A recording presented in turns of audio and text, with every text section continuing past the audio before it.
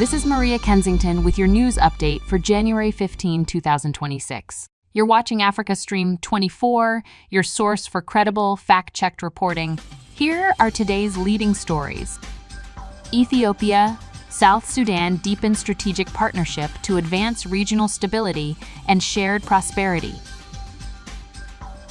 Nigeria hires USA lobbyists to strengthen Trump ties and highlight Christian protection efforts. USA conducts airstrikes on ISIS and al-Shabaab targets in Somalia. The news in detail. Ethiopia and South Sudan have reaffirmed their commitment to strengthening strategic cooperation, highlighting the importance of their long-standing partnership for regional stability and shared prosperity.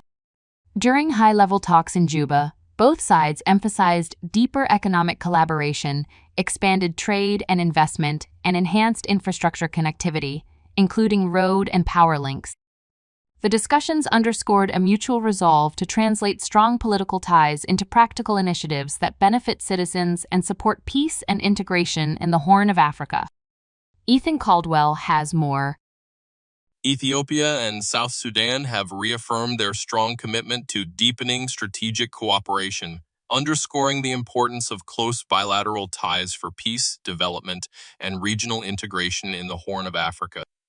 During an official meeting in Juba, Ethiopia's Minister of Foreign Affairs, 𝐒𝐨𝐿 𝐶𝐿, met with South Sudanese President Salva Kiir Mayardit, delivering a special message from Prime Minister Abiy Ahmed. The engagement highlighted the enduring friendship between the two neighboring countries, built on shared history, cultural ties, and mutual strategic interests. Discussions went beyond routine diplomatic exchanges, focusing on strengthening long-term cooperation across political, economic, and security spheres. Both sides emphasized that enhanced collaboration between Ethiopia and South Sudan is vital not only for their national development agendas, but also for broader regional stability. Economic cooperation featured prominently in the talks.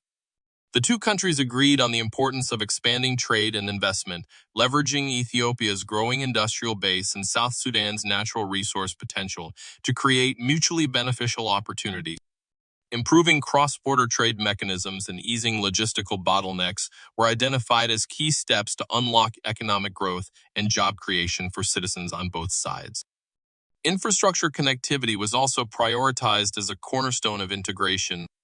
Ethiopia and South Sudan underscored the strategic value of developing road networks, power interconnections, and transport corridors that can facilitate the movement of goods, people, and services. Such projects are expected to strengthen energy security, support industrial development, and enhance access to regional and international markets. On regional and security matters, the two sides reiterated their shared commitment to peace and dialogue, stressing that cooperation between Addis Ababa and Juba plays a stabilizing role in the Horn of Africa. Ethiopia reaffirmed its continued support for South Sudan's peace and state-building efforts, while South Sudan recognized Ethiopia's constructive role in regional diplomacy.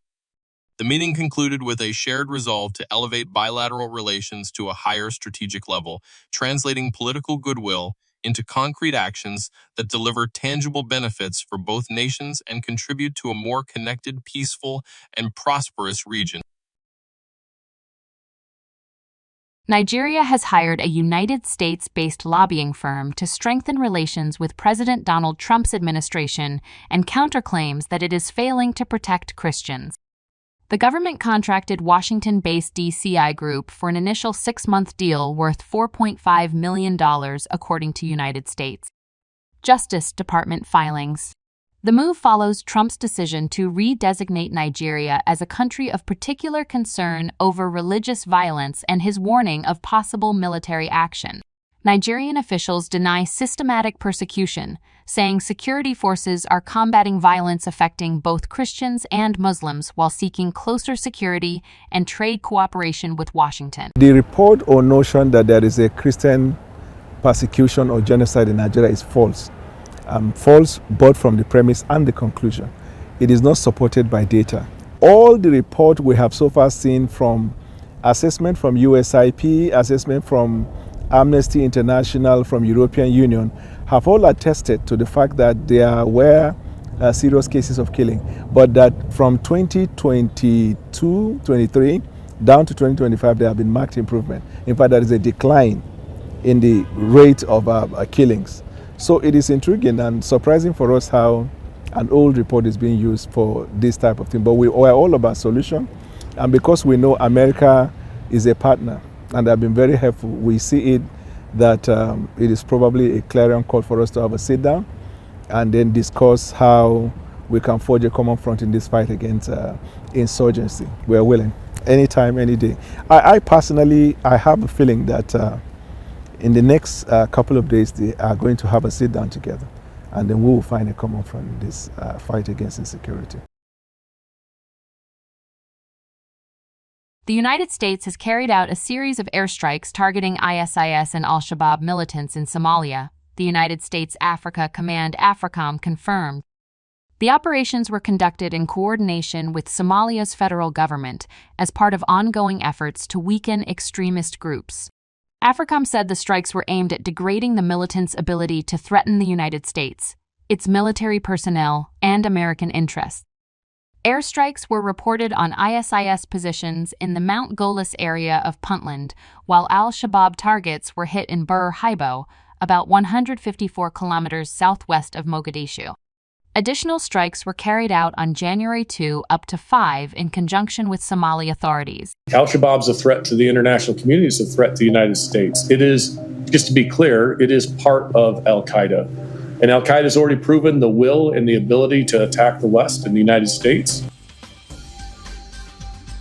That's a wrap for today's Africa Stream 24 coverage. I'm Maria Kensington. Thank you for staying informed. Stay safe and tune in for our next update.